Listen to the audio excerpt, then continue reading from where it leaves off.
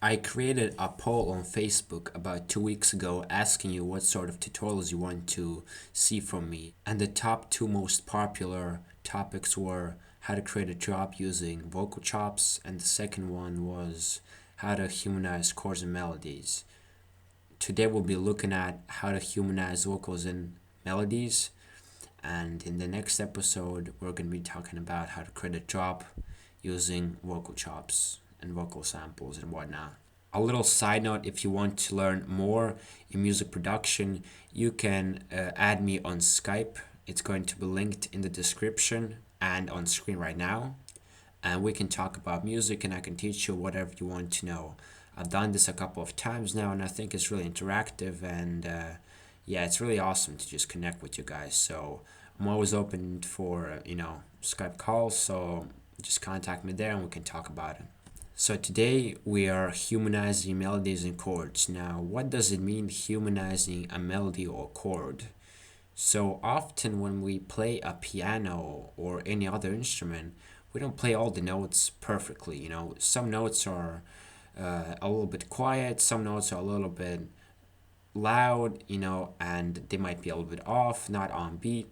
So we don't play perfectly, and we have to somehow mimic that in FL Studio. Now this is not that difficult to do. You'll need to shift the notes a little bit. You need to adjust the velocity of the notes and the length of the notes, and that's basically it. So let's go to the piano roll right now, and let's just create a little chord here.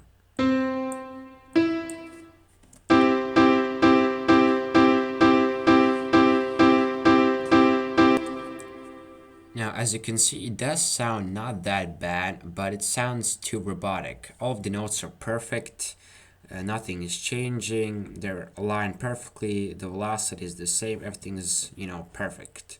And that's not how people play instruments. We always have our imperfections. So let me introduce you to this button. Basically, this little magnet thing, you click on it, it says snap to grid. You click on it and click none.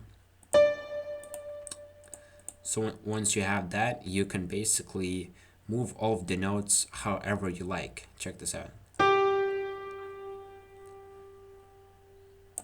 As you can see now, the note is not snapping to the grid anymore, comparing to if we would switch it to main. You see the note is snapping to the grid. So let's switch back to none. Now, what I would recommend is to have it on main when you're doing chords, but when you're done with the whole chord progression, then put it to none. It's going to be much easier to work with. So basically, let me introduce to another section here. This is called velocity panel. Now, what you do here is, if I would click here, for example, left click, all of these notes are going to be affected. Just look at this little thing here. As you can see, all of the notes are affected. But if I would choose only one note, for example, I control and left click, and I can adjust only one note. You see? So let's just take a little preview how this sounds. As you can see, when I turn down the velocity, it sounds much more quiet and more, gentle, if that's the word for it. So how to make it sound realistic? Now, there's a lot of playing around with the velocity and with the length of the notes. And the first thing what I like to do is I like to shift the notes a little bit. So for example, like just a tiny bit like this. You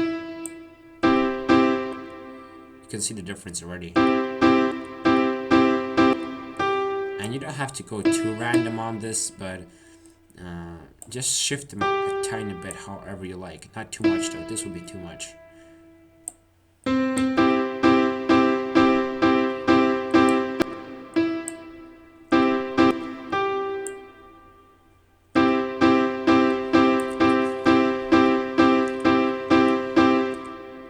Alright, and now I am going to adjust the velocity. For example, I turn down the C5 a little bit to around here.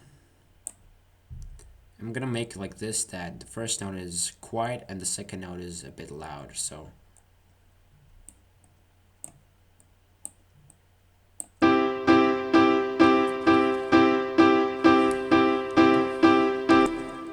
select the E5 and make it chord. So now I'm going to do the opposite. I'm just messing around with this, but you'd have to do it exactly. But I'm going to make the E5, the first E5 loud and the second one quiet.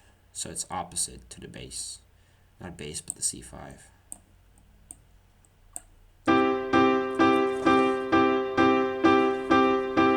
So let's now select the G5. Again, it's Control left click, so I'm just going to turn all of these down like this evenly.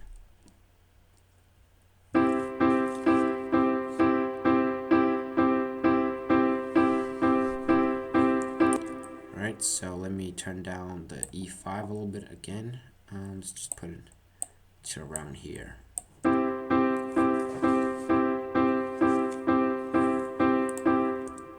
Alright, so now let's adjust the length of it. So for example, the first C5 is going to be a bit long, and the G5 is going to be long. And I'm just going to do like this.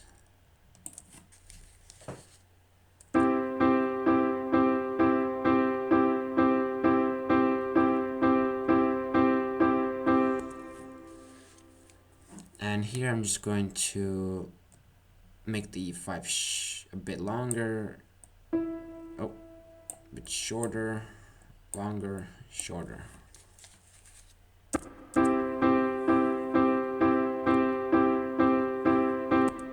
And just shift it a bit more.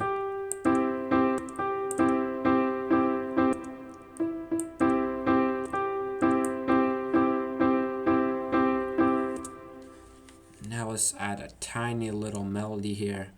Let's just see here.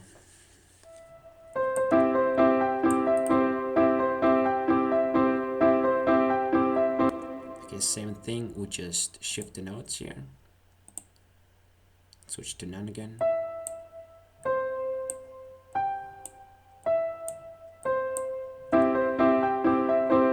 And let's adjust the velocity. So Control left click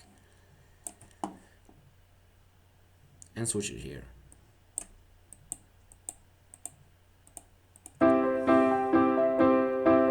I'm actually, oh my god, I'm actually going to make the E first note loud and the second note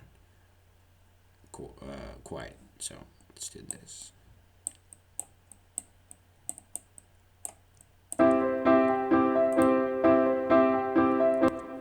And to finish it off, I'm going to add one more layer of chords.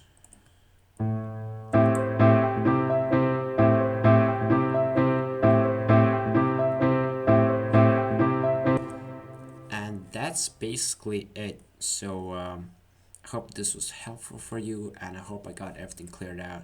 Now, a little side note though, this method does not work on synths because you know, I mean you could adjust the velocity of it, but shifting the notes like that is going to mess up the whole chord progression. So I don't recommend doing it on synths. So just do it on realistic sounds like pianos, strings, guitars, violins, you know.